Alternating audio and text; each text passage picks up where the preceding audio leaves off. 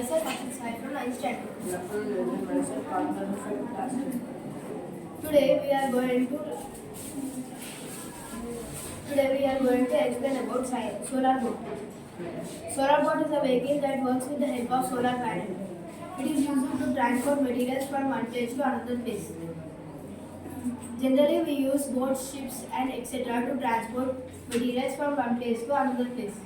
In that case, fuel is consumed and air pollution will occur from releasing the chemicals from the fuel consumption. To avoid all problems, solar boat has introduced.